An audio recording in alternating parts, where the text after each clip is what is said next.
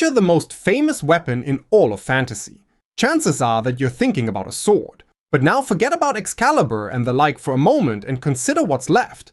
Suddenly you're looking at a hammer that drops out of the sky, and only the worthy can lift. A spear that never misses. A glove that ends half the universe with a snap. And a golden rope that makes you tell the truth whether you want to or not. They might not have the same marketing pull as swords, but every one of them is a must-know for fantasy writers and world builders. So here are 10 legendary non-sword weapons from myth and fantasy, and the writing trick hiding inside each one. And for the first entry, imagine this. We're in ancient Greece, and two gods, Poseidon and Athena, are squabbling over who gets to be the patron of a brand new city that doesn't even have a name yet. The way you settle a thing like that, apparently, is with a contest, where each god offers the city a gift, and whoever brings the better one wins. Poseidon goes first, and on paper it's his to lose because he's holding the trident, the weapon that commands the entire ocean. So he strides up to the Acropolis, strikes the rock with it, and out bubbles a spring of salt water, which is, of course, completely useless. Nobody can drink it, and nothing will grow on it. Then Athena steps up, quietly plants a single olive tree, food, oil, the stuff a city actually runs on, and she wins in a walk. And that, in the end, is why the place is called Athens, and not Poseidonia. Because the god with the whole sea in his hand somehow turned up to the contest with the wrong gift. But forget the loss for a second, because the trident itself is the part worth looking at. It was forged for Poseidon by the Cyclopes, the same one-eyed giants who hammered out Zeus's thunderbolt and Hades' helm of invisibility. And those three weapons together are what won the gods their war against the Titans and put the Olympians in charge of everything. And what this thing can actually do is genuinely absurd. One strike of it raises storms that swallow whole fleets, or splits the seafloor and shakes the earth so violently, the Greeks handed Poseidon a second title just for it, the Earthshaker. He can drown an entire coastline under a tidal wave one moment, then flatten that same ocean to glass the next. It's 3 prongs of total command over every drop of water in the world, which is exactly why the trident isn't really a tool Poseidon picks up. It's his whole domain made solid, the sea in a hand. When you see it, you don't think weapon, you think that's the god of the ocean, because the object is the ocean's power. It's no accident that the modern version, Aquaman's trident, is also the literal symbol of a king, and that's the quiet move underneath it. A weapon bound to a domain stops being a prop and starts announcing exactly what its owner rules. Less a weapon, more a title. So the trident hands you a whole domain, no questions asked. Other weapons are far pickier than that. Some of them won't even let you pick them up unless you're worthy of the job. You know the scene. The Avengers are throwing a party, everyone's a little drunk, and one by one they try to lift Thor's hammer off the coffee table. Tony Stark gives it a heave and gets nowhere. War Machine takes a turn and does no better. And when the two of them strain at it together, it still doesn't budge a millimeter. It just sits there, until Thor reaches over, plucks it up like it weighs nothing, and grins, because the hammer has already decided that not one of them qualifies. That's Mjolnir, and the famous piece of writing is the line stamped down the side of it. Whosoever holds this hammer, if he be worthy, shall possess the power of Thor. It throws lightning, it flies back to your hand when you throw it. But none of that is the part people remember. The part they remember is the gate. The hammer judges you, and only the worthy get in. That judgment is one of the slyest things a weapon can pull, because it turns a prop into a test the whole cast quietly takes. Set a worthiness-gated weapon in a room, and every character who walks past it gets measured by it for free, who can lift it and who can't. The cocky one who's dead certain he can and then absolutely cannot. And the moment that actually stops a room, the quiet, unlikely person who just closes a hand around it and lifts it easily off the table. Steve Rogers nudges that hammer maybe an inch in the same Avengers scene from before. Barely. Just enough to make Thor's smile flicker, and it tells you everything about Steve in a single beat. That's the sly part. The hammer cares nothing for muscle. What it weighs is the person. A weapon that answers only to the genuinely brave, or better yet only to the broken, ends up quietly confessing the truth about everyone who reaches for it. But while Mjolnir's rule is about who, there's a spear in Norse myth whose rule is about what. And it's even stranger because it simply cannot miss. Gungnir is Odin's spear, forged by a clan of dwarven smiths called the Sons of Ivaldi. And it's balanced so perfectly that it strikes whatever it's aimed at, every time, no matter how badly the person throwing it actually throws. It does not miss, and that's the whole legend. But there's more to it than the aim. Its head is carved over with runes that load it with magic, and it's forged, they say, from the most unbreakable metal in the 9 worlds.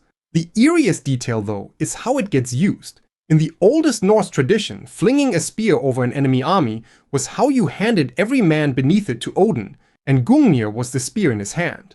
Now look at what that never miss does to a scene, because that part is genuinely sneaky.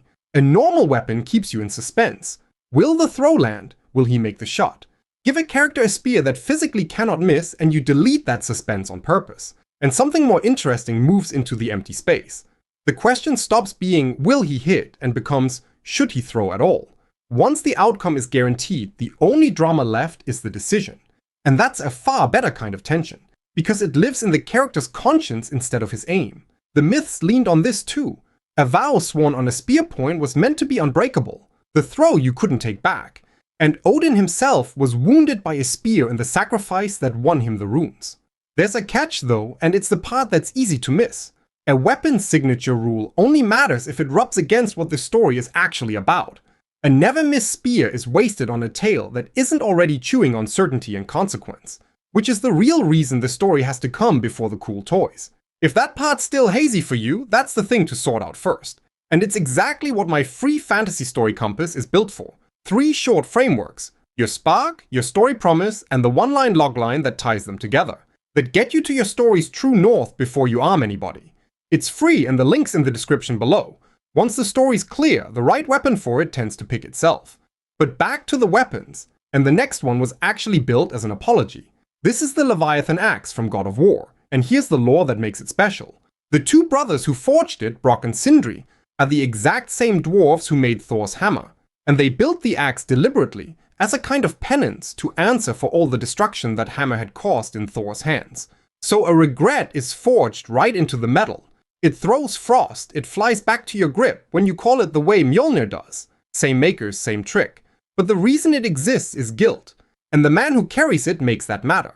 Kratos spent years across a whole run of older games as a screaming engine of rage with a pair of chained blades, butchering his way through the Greek gods. When you meet him again in the Norse games, those blades are locked away and he carries this cold, deliberate axe instead. The weapon is him keeping himself on a leash. Every measured swing is a furious man choosing, one more time, not to become the thing he used to be. Which is the genuinely clever bit. A weapon can carry a moral history.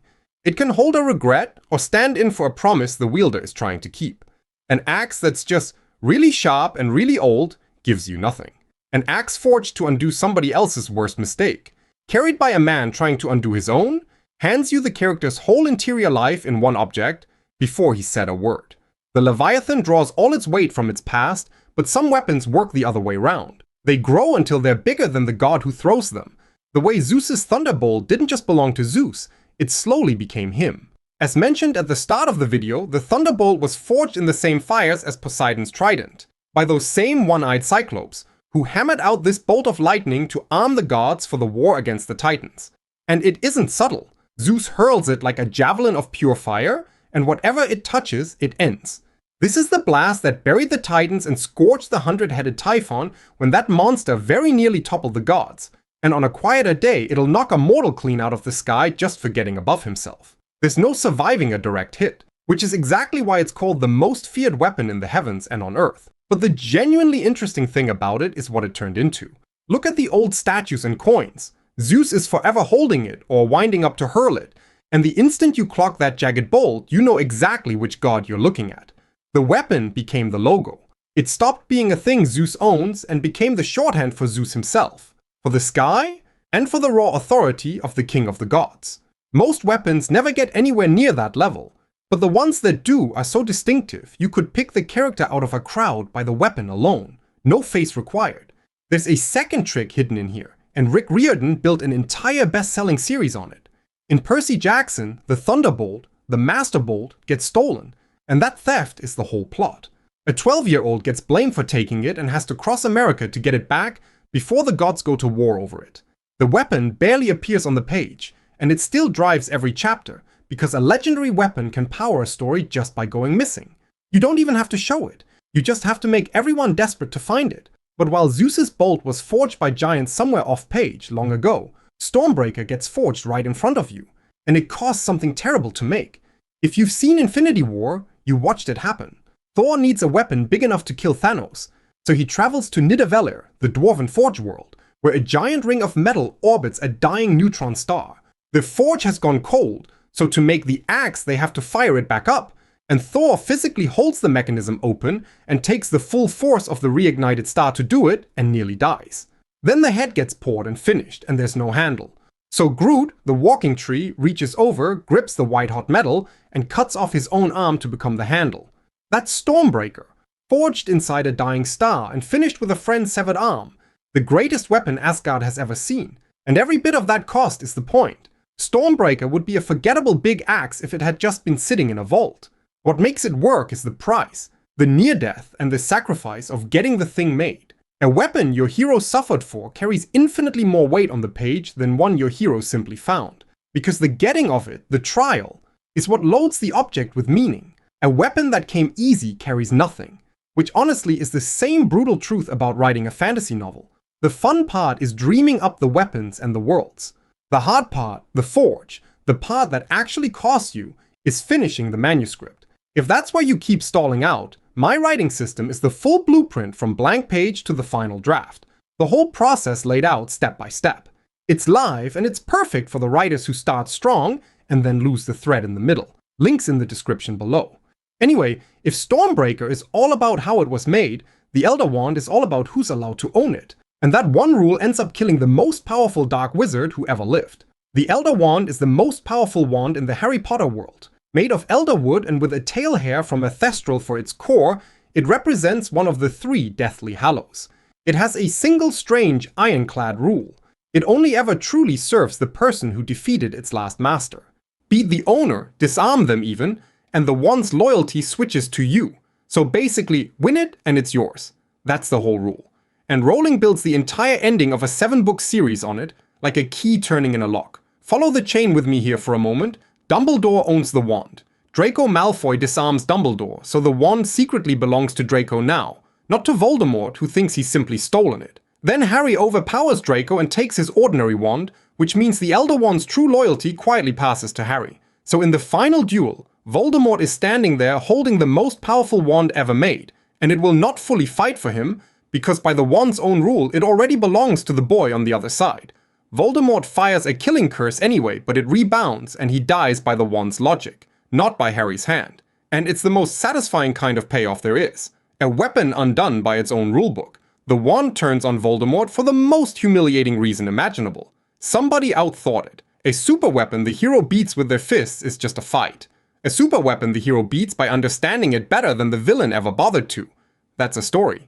While the Elder Wand gets undone by its own rule though, the most powerful weapon on this whole list has the opposite problem. It looks like it has no rules at all. It simply wins more completely than anything else here, and worst of all, it belongs to the villain. The Infinity Gauntlet is a golden glove that holds all 6 Infinity Stones, and whoever wears it can do essentially anything. Thanos pulls it on, gathers the last stone, snaps his fingers, and half of every living thing in the universe turns to ash. Not half the people in a city, half of all life, everywhere, gone in a single gesture.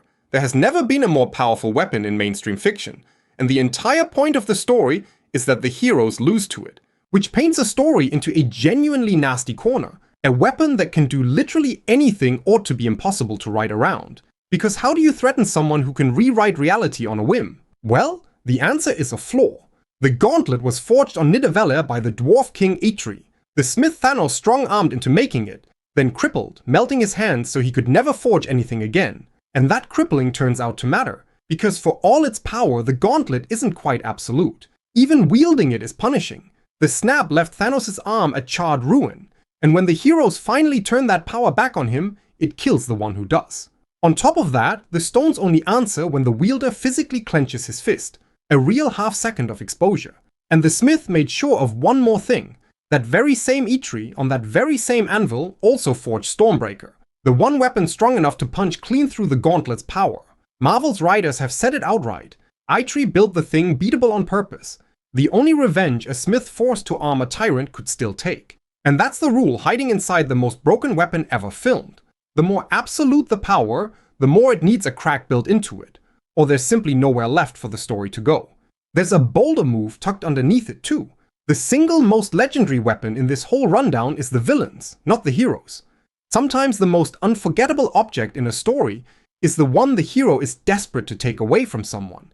So that's the most destructive weapon on the list, which means it's time to swing to the exact opposite, a weapon whose entire job is to not destroy, one you don't even raise to strike. You stand behind it. Captain America's signature weapon is a shield. Stop and notice how strange that is. The most famous hero of the biggest film franchise on the planet, and his iconic weapon is a slab of metal whose whole purpose is to block. It's a disc of vibranium, an invented metal that soaks up most of the force that hits it, which is why he can take a blow that would flatten a truck and shrug it off. Howard Stark made it for him. And sure, he throws it, it ricochets around and knocks people flat, but at its core it's defense, not offense. And that choice says everything about him. A hero whose weapon is a sword is telling you on some level that he's here to cut his way through the problem. A hero whose weapon is a shield is telling you the opposite. That he's here to protect, to take the hit so the person behind him doesn't have to. Captain America is the guy who throws himself on the grenade, and he carries a weapon built for exactly that. The form of a weapon quietly states the values of whoever's holding it. A guard with a shield, a coward with a weapon that only fires from a very safe distance. The object does the characterizing before anyone said a word. Still, a shield at least belongs in a fight. And the last weapon on the list barely even does that. It doesn't strike, it doesn't kill anybody, and it might just be the most original of all 10. Wonder Woman's lasso of truth is a golden rope forged, in the myth-soaked version of her story, by the Greek smith god Hephaestus and lit with the fire of Hestia, goddess of the hearth. It's unbreakable. The stories say not even Hercules could snap it. It's also impossibly long, stretching to whatever length its wielder needs and binding whatever it catches in a grip nothing can break. Not even a god straining against it. And the fire woven into it does more than glow. It can scour the control out of a hijacked mind, or, in one story, burn the madness clean out of a god. But its real power isn't damage at all. Wrap it around someone and they physically cannot lie. They're compelled to speak the absolute truth, whether they want to or not. Think about how unusual that is for a weapon. It does zero harm. You genuinely can't kill a soul with it. Its entire function is to drag the truth into the light. And that's exactly what makes it the most genuinely original object on the whole list, because it solves a problem a sword physically can't. A blade just ends an argument. The lasso actually wins one, cracking open the interrogation and forcing out the confession the plot's been circling for 300 pages. That's a weapon doing story work no amount of sharpness could ever match. And that's really the thread running through all 10. Not one of them is a sword, and every single one is legendary for a reason a sword can't claim. A domain you can hold in one hand, a judgment on whether you're worthy, a wielder's guilt forged into the metal, the truth pulled out of a liar. But that of course doesn't mean you should never use a sword at all. Swords are the default for a reason. And because of that, they make up most of my original list of legendary weapons right here. So watch that video next so you don't shy away from a sword for the wrong reasons.